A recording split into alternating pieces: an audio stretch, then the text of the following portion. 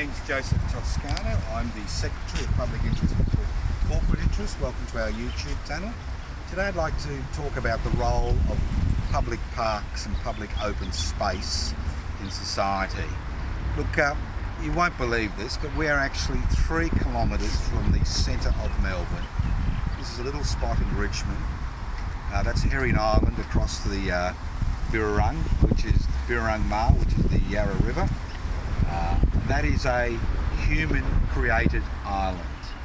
It is the debris of years of quarry work on both sides of Birrarung in the 19th century, when the area was quarried for material for housing, mainly rocks for housing, and all the waste material was piled in the centre of the Yarra River, Birrarung. And in the 20s and 30s, the island began to be overtaken by scrub, and in the late 1960s and 1970s, residents here in Richmond formed the Herring Island Protection Society. And what the Herring Island Protection Society did was actually remove exotic grasses and trees from the island and replanted, and this was a volunteer organisation, and replanted indigenous species. If you look at the banks here of the Birrarung, you can actually see the type of marsh which would have been existed before white colonisation, which began here in Melbourne in 1835. And as I said, this is a human-created island. Now, in the 1990s, the island was given across to the national parks of Victoria, and in the mid-1990s, it became a sculpture park. In a crazy 4-week period, a little art centre was built on the island, and 9 sculptures formed out of natural materials were created on this island.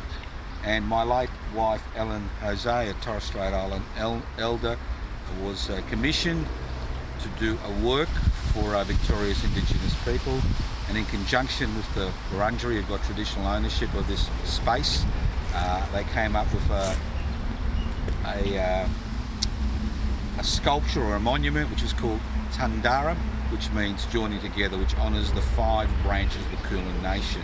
It's quite an interesting piece of work, but there's also 8 other interesting pieces of work scattered around the island.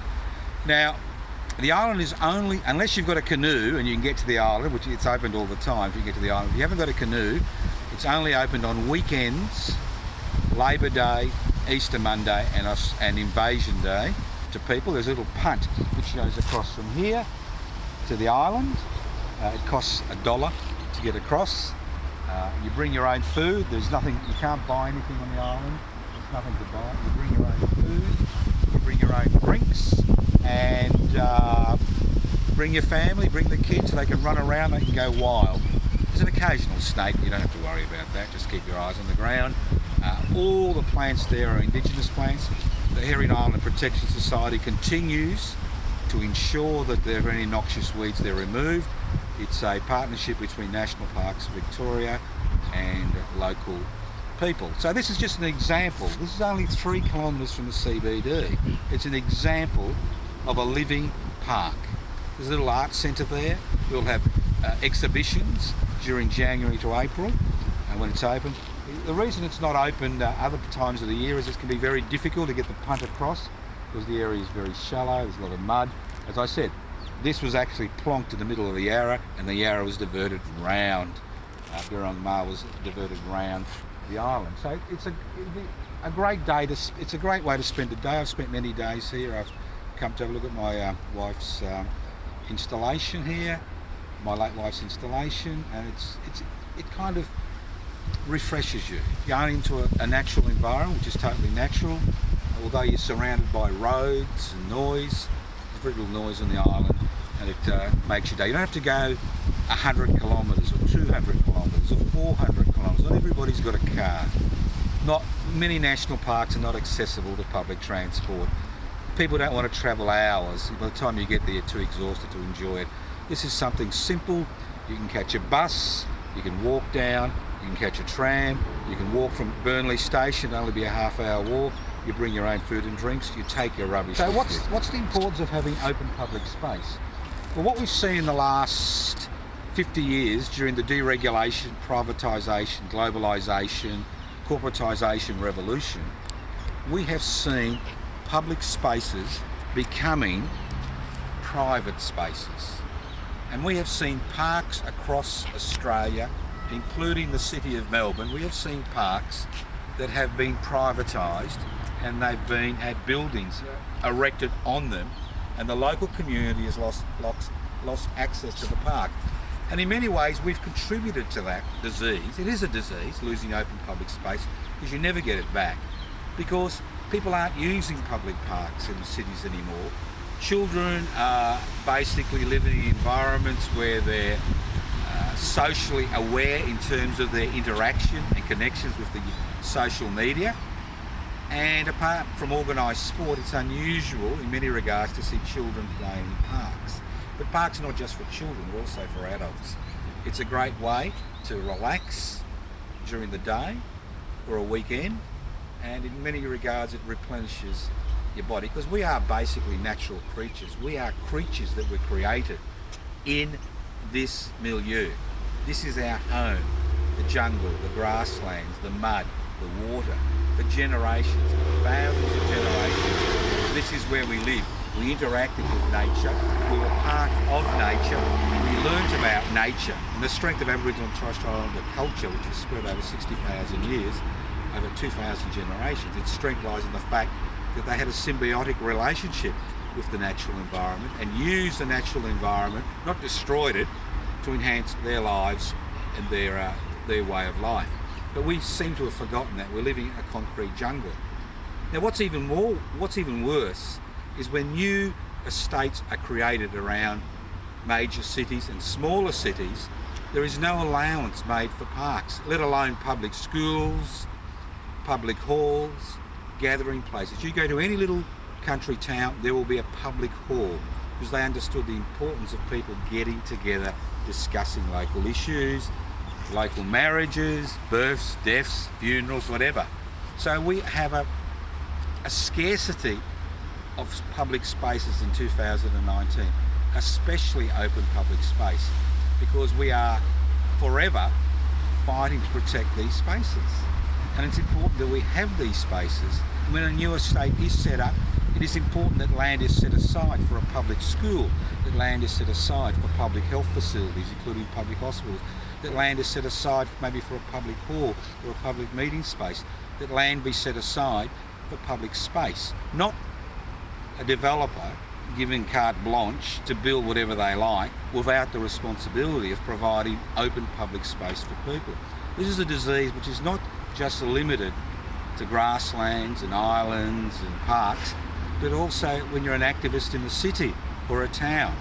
The amount of space you can utilise as an activist in the public realm has greatly diminished. This is very interesting. While we're talking, we've got the pontoon that Parks Victoria uses to get across to the island. And obviously what they're doing is they're checking the water level, because the depth of the water is quite shallow. But if you think you're going to walk across it, think again, you'll sink in the mud and die. A horrible death, I can assure you. I have fallen in this mud and it's not pleasant. So they're checking the water levels, they're getting things organised for this weekend, and it'll be a great time for you to come along between, as I said, January to April, Labor Day, Invasion Day holiday, the 28th of January, Easter Monday, and every weekend. The punt's available from 8 AM I think to about 4 PM. And as I said, you can enjoy it. You can actually see that I wasn't lying. There's a real punt here, and I'm quite surprised being midweek. They're doing what needs to be done. They're checking the levels to making sure they can bring people across to the island. So if you're involved in a protest in the city, it's almost impossible to have a protest without impinging on private space. What government, state government has done at many levels, it's privatised open public space. For example, the county court is owned by a private organisation, and they've rented from this private organisation, and you can't stand in the forecourt because it's private land. You get arrested. It's happened to me.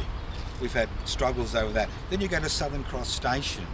You think, oh, that's a public space. It isn't. The public footpath is only 90 centimetres wide. And for years we've been having disputes with transit authority people and police regarding that 90 centimetres. If you go to Federation Square, everybody thinks it's a great open space. It isn't.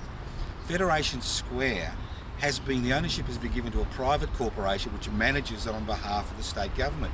It is private property. Theoretically, you're supposed to have permission to protest in Federation Square. But for years, we have protested in Federation Square without permission because it's supposedly open public space which was bought by, paid for with a taxpayer. So what we have is a disease. It's a disease. And we have allowed this disease to flourish. The disease is putting the interests of the few, the private sector, before the interests of the many, the public. And if we don't have open public space, and in Saudi Arabia, they don't even have footpaths because they don't want men and women mixing in the same area. They don't have footpaths. People have got to travel in cars. I mean, what we're finding in Melbourne and Australia is public space has been reduced at a great rate. Parks, national parks, the ability to protest, state assets management's been given over to private corporations, and we've lost that ability to actually enjoy ourselves outside a private setting, and we've lost the ability to actually be able to make a point in a public setting and actually raise issues that are important by interacting with people, not on social media, not on Twitter, not on Instagram, not on YouTube, but actually face-to-face interaction on the street. That has been denied to us, like the ability for children, especially in outer suburbs, to play in a park has been denied to them. And that has profound implications in the long term, because what it means is that the public realm is then forgotten. People think that every aspect of our life is a privatised realm, that we as a community can't get together in a common space.